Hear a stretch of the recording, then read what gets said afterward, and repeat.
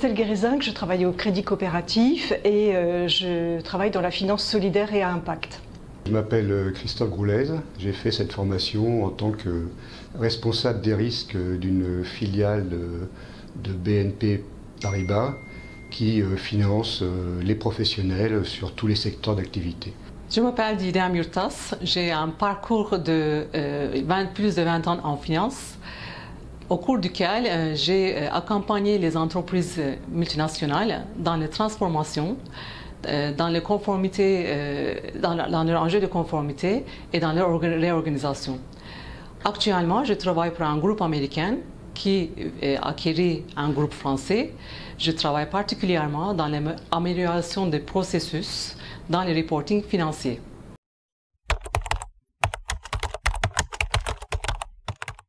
Mes motivations, en fait, j'étais intéressé par la présentation d'une approche globale d'analyse des actifs avec des cas concrets. Notamment, ce qui m'intéressait, c'est tous les aspects de stratégie ESG et également les méthodologies pratiques d'analyse extra-financière. Pour rajouter un petit mot, j'y ai vu des synergies possibles avec toutes nos problématiques d'études de crédit, où on doit intégrer des critères ou des indicateurs ESG. Obtenir les 16 GA marquait pour moi un véritable tournant, celui de remplacer finance au service d'un projet plus large, plus humain et plus durable. 16 GA, ce n'est pas une ligne dans le CV, c'est un engagement dont je suis fière d'assumer pleinement. Alors justement, j'ai souhaité valoriser cette expérience dans la finance solidaire et à impact au Crédit Coopératif et puis pouvoir élargir mon prochain champ d'action.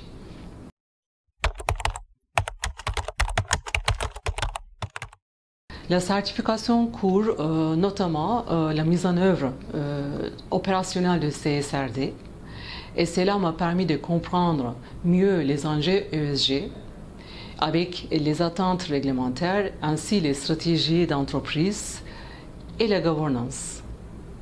C'est un levier de performance mais aussi un formidable outil de transformation. CESGA nous a apporté des outils, des méthodes mais surtout une vision. Ça me permet d'une part de pouvoir intervenir sur un champ plus large que le champ franco-français et puis de compléter toute la partie financière par l'analyse extra-financière qui est devenue indispensable. Cette formation m'a permis d'acquérir la maîtrise d'un outil d'analyse extra-financière sur toutes les classes d'actifs, avec notamment l'utilisation d'outils pratiques comme les grilles d'analyse et également les indicateurs que l'on peut retenir dans nos approches. Et il y a également un autre aspect qui m'a intéressé, c'est les méthodes de valorisation financière, pour le coup, les impacts financiers que peuvent avoir les décisions ou les absences de décisions des entreprises en matière de gestion des risques RSE.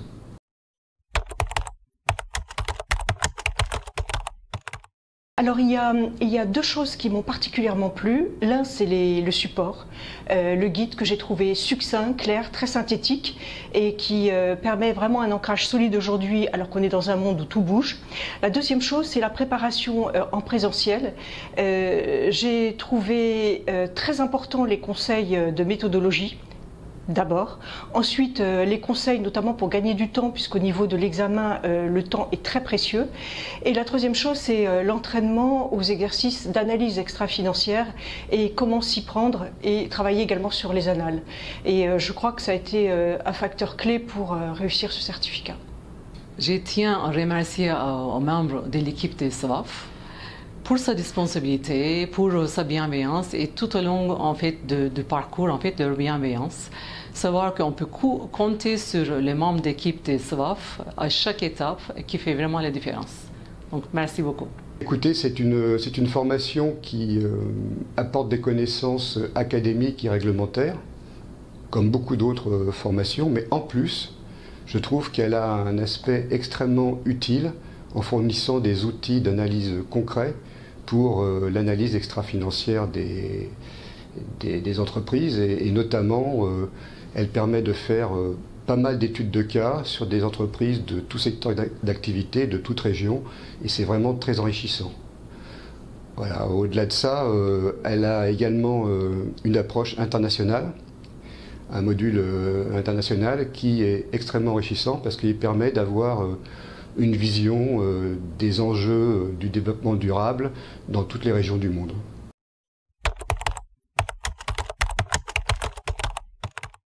Alors peut-être trois choses. La première, c'est de ne pas attendre. L'actualité est trop importante pour ne pas se donner cette dimension-là et comprendre ce qui se joue aujourd'hui. La deuxième, c'est de ne pas le faire comme un bachotage, mais de prendre son temps. Et puis, si vous êtes analyste financier, bien voir qu'aujourd'hui, la partie extra-financière est vraiment devenue indispensable, à mon avis. Dans l'avantage de cette formation, il y a aussi le fait qu'elle soit en e-learning.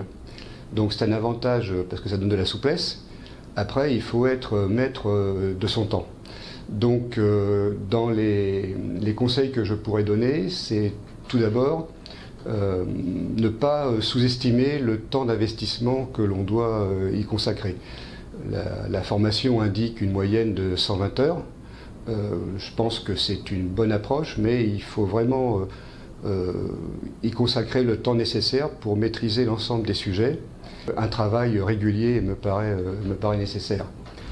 Alors, à l'issue de ces 120 heures, la formation elle est sanctionnée par un examen qui est composé d'un QCM et comment dire, d'une étude de cas.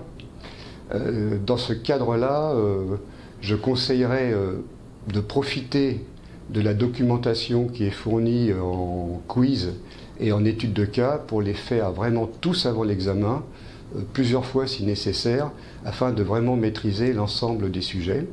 Et le jour de l'examen, il faut vraiment avoir en tête le système de notation qui est expliqué au cours de la formation et les pondérations qui sont affectées à chaque question. Et dans ce cadre, il ne faut pas passer trop de temps, à mon avis, sur le QCM, faire attention aux réponses qui entraînent des points négatifs. Et en ce qui concerne l'étude de cas, il faut garder en tête que c'est une approche quand même assez normative. Donc il faut s'en tenir aux questions qui sont posées et essayer de traiter l'ensemble des questions.